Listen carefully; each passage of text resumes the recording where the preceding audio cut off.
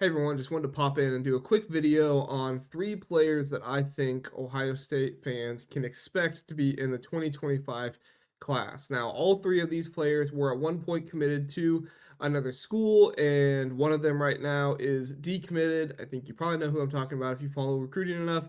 And then the other 2 are currently committed, but I think there is a chance that they could either flip their commitment before signing day or just on signing day they could end up signing with Ohio State rather than the team that they are currently committed to. We're also going to talk about 2 players, the two players that are the most prominent right now to flip and what's going on with them. And then we'll talk about some other names you just need to know and kind of be on the watch for that Ohio State could try to flip, and we'll see if they can get there. Kind of a long shot for some of these guys, but you never know. I mean, it's a long time until signing day in the world of recruiting. I mean, 8 days. You can make up a lot of ground in 8 days if you do the right things. So we'll see if Ohio State does it, but let's talk about the guys that we can expect first. Number 1, Anthony Turbo Rogers, the running back. He decommitted from Alabama last week, and all the buzz has been there for him to commit to Ohio State. It seems like it is going to go that direction. We've not heard anything. I've not heard anything behind the scenes to make me believe that it's not going to go that way. I have no idea if he plans to commit and then have signing day, or if he just plans to sign on signing day. Some of that stuff is really difficult to try and, number one, predict, and also like recruits don't want to put all that information out there. They kind of like the secrecy and like, oh, what's going on behind the scenes and stuff like that, because we talk about it more, right? And they want to be talked about. So I don't fault them for that at all. But the way it looks right now, it's kind of between Ohio State and Georgia. Seems like Ohio State is leading right now between those 2, so feel good about that. And I think Carlos Lachlan really really wants Turbo, and I think Chip Kelly maybe more than Coach Locke. I think Chip Kelly really really wants Anthony Turbo Rogers. I think he sees a piece for his offense that could really be really, really exciting. The number 2 player, this one's a little bit less well known, but he was at Ohio State, so he got a little bit of buzz this past weekend. Aiden West, he was currently committed to Michigan State. Now, Ohio State just got Jordan Woods from Cincinnati. He flipped his commitment just today. And so I saw some people saying, well, since we got Jordan Woods, we don't need Aiden West now. Well, we'll talk about him more, but it's very possible that Neem offered. In fact, I think it's probably likely that Neem offered does not go to Ohio State. And as we know, Ohio State wants 3 cornerbacks in this class. There's been some rumblings about Dorian Brew. From everything I've been told, it's not going anywhere. Dorian Brew just wants to kind of have his commitment done and be figured out. He's one of those kids that is not really a huge fan of the recruiting process. So we'll see. I have no idea just yet, but we'll see. We'll see how it goes. And then the other one that we're gonna. Oh well, I should say too. Ohio State really wants a 3-man cornerback class, and I don't think they know what Neem offered is gonna do. He's been very quiet. Not very quiet. He has been very quiet with what he will do. He has been very out there with the things he is currently doing because he wants that mystery, and that's been tough for the staff to know because they have some mystery with it as well. So I honestly think Aiden West will most likely either flip his commitment or decommit from Michigan State here in the coming days, and he will be a Buckeye because I think Tim Walton and the coaching staff recognize that they don't want to be caught in a situation where Neem offer doesn't come and they only have 2 cornerbacks in the class. And so Aiden West is one of those kids that if they get him to come, it could work out. Now, Aiden West could also be a kid that waits to commit or waits to sign until February 5th. We could see that happen as well. That's always on the table. Saw that last year with Dominic Kirks, where Ohio State kind of came in late and he didn't sign on the early signing period. And so he signed on February 5th instead, and then he just came in the summertime rather than the springtime. We could see that in this situation as well. I tend to believe that a lot of kids try to do the early signing day these days, but you never know. And then the third one is the big one, David Sanders. David Sanders Jr., I think he will end up flipping and going to Ohio State. Now, he did just leave Ohio State today. His visit went through Monday. When he gets back to his home Tennessee will come a calling. And what Tennessee does and how David Sanders responds to Tennessee could be a big factor of whether or not he's coming. From every indication, Ohio State gave David Sanders and his family everything they wanted in the visit. Every question they had, everything they wanted to know, he gave it to him in the visit, or they gave it to him in the visit. So the visit was awesome. The NIL was competitive. The everything that you would have wanted out of that visit, David Sanders got. And I think that's why you have the buzz from Tennessee insiders, from national insiders, like all these different people saying that, Ohio State looks like the favorite to land David Sanders at this point.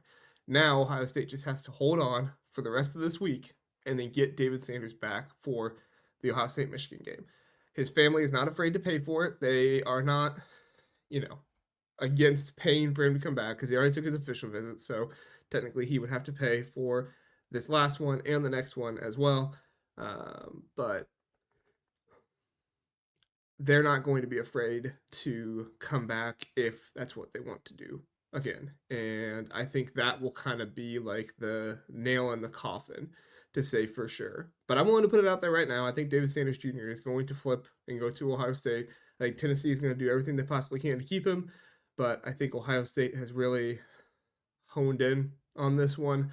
I think that they did a great job of selling the school once again. I think that Justin Fry and him improving his kind of, track record with this season. I mean, they started 5 different offensive lines now, and none of them have fallen apart. The worst one you had was when Zid Kolsky was in there, and that was still one where, Zid wasn't good, but he also wasn't. It wasn't the Missouri game, right? So yeah, we'll see what happens this week with David Sanders. Like I said, be on the most lookout for the Ohio State Michigan game. To my knowledge, if David Sanders comes back with that one, that will be the nail in the coffin that David Sanders is going to be a Buckeye. Some other players to consider and know the names of. My personal one that I've been wanting this entire time. We'll see if it happens. I think it's kind of a long shot, but Justin Hill, the Alabama commit right now, there has been contact with him. It's not been the most extensive in the world, but he is responding and they are talking with him freely kind of about stuff. So we'll see what that means. We'll see how that goes, I guess, is the best way to put it. How the conversations go, how the recruitment goes, how the fitting into the rooms and stuff like that goes. But I think Ohio State did do themselves some favors by showing the jack position this year and showing that they do have guys on the roster that can play it and show that it is actually a thing and they can actually use it. The next two are Demila Ajudahun and Micah DeBose, the 2 offensive tackles. I tend to believe that if they get David Sanders Jr., they will not get either one of those 2. But apparently Michael DeBose is planning to be at Ohio State. I don't know if that has been communicated to Alabama or not, but apparently that is currently the plan. And then Ajita, I think that is turning into much more of a Georgia Tech keeping him in South Carolina battle right now. South Carolina really, really wants Ajita, and then Georgia Tech is doing a great job with their NIL right now, and they are prioritizing trying to keep those local guys home, and so they are prioritizing him in that. A couple other names: Chaz Coleman, current Penn State commit. Ohio State offered him. He committed, it was something like earlier in November, and then I don't know. Ohio State's done this so many times. Like a week or maybe less than a week later, he gets the Ohio State Buckeyes offer. And it kind of, takes him off guard. But I was told that it's not a guarantee that he will sign on December 4th. So watch for Chaz Coleman. If he signs on December 4th, I don't think he's going to Ohio State. But if he does not sign on December 4th, if he waits until February 5th, watch out. I think the Buckeyes could go in on him a little bit more. There's another name, Epi Citinelli. I'll spell it for you. You can look it up. EPI is his first name, Epi, and the last name is Sitanilei. Citinelli. I apologize if I'm saying that wrong. I most likely am. He is an edge currently committed to UCLA, who is a very strong commit with UCLA. He's not really visited any other places, but he is considering the visit to Ohio State for the Ohio State-Michigan game. I think with him and Chaz Coleman, that's going to be the biggest thing. If Coleman comes to the Ohio State-Michigan game, they have a shot. If Coleman's not there, they don't have a shot to get Coleman. At least not in the early signing period. I guess anything could happen if he waits until February 5th. But Epi is another one that you just kind of have to see if he's there for the visit. Once that information comes out, we will have a much clearer picture of who Ohio State is kind of going after. These are just kind of some names to look out for to see if they're on the visit or not. Another one that I've heard talked about is Zahir Mathis. He is the recent decommit. I think he's going just to the highest bidder, which actually could be Michigan. I think Michigan's kind of going after him a little bit and wants to pay him. So I would not be surprised if you see him commit to going up there. Another one is Jakeem Stewart. I tend to believe Ohio State is out of the race for Jakeem Stewart. Number one, because I think Jakeem is really interested in USC, Oregon, and Michigan. And number two, I just don't think Ohio State is willing to invest the NIL into a player that has played so little in his career. He did not play this season. He played his sophomore season. He either played his sophomore season or his freshman season, and then he was hurt for one of them. So he's only really played one season of high school football. I mean, the kid is a beast. Like, he has all the athletic profiles, everything. So, I mean, we're not taking anything away from him there, but you still want to see the kid play. And the fact is, he's just not played all that much in his career. And so trying to match paying him what Oregon, Michigan, and USC are trying to pay him, I don't think Ohio State's willing to do it. There was a future cast that came in on Rivals today for him to go to, what was his name? Sean Spielman? I don't know, probably not Spielman. I'll have to look it up. But there was a future cast on Rivals today for him to go to USC. I don't get the USC hype. I don't get why he would go to USC unless they are just throwing the most money at him in the world, which I think is dumb if they do that, because if you are going up against Oregon and Michigan and you're the highest bidder, that should tell you something. But I think he probably ends up. I mean, I've said this before. I think he probably ends up at Oregon, but we'll see. Like I said, these things take a long time in 8 days, and that's a lot of time to be able to do stuff. And we'll see what happens there. And then the two players that are most likely decommitting, I'd say they are almost for sure. Other than TJ has a chance. We'll see what the visit goes like this weekend. I mean, he has the crystal ball for him to flip into Miami and stuff like that. But that's my biggest thing is, like, even if he does come for the official visit, I don't think there's anything Ohio State can do on the official visit to sway him. I mean, sure, being around the team and being around the coaches, all that stuff's going to make him feel better. But I don't think that alleviates his dad wanting him to go to go into Miami. And I don't think that gets him paid any more than what he's getting promised at Miami. Maybe they make an offer to him that's just that much better. We'll see. But yeah, I think he is probably going to Miami, but we'll see more after this weekend.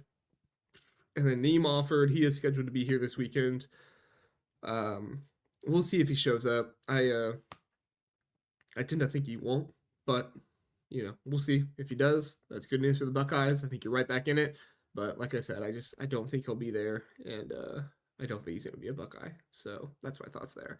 And then, of course, Jarquez Carter, London Merritt, some of those guys on the defensive line that I talked about before, they are considering other schools, Florida, Colorado, some schools like that. So we'll see what happens there. But I don't think those two guys are on the level of Offord or Alford right now. We'll see. Let me know what you think. Are there any other names that you would like Ohio State to start going after? Are there any guys that you want Ohio State to start thinking about? I'd love to know what your thoughts are, and go from there. So let me know. Go in the comments. Let me know, and we'll talk to you later. See ya.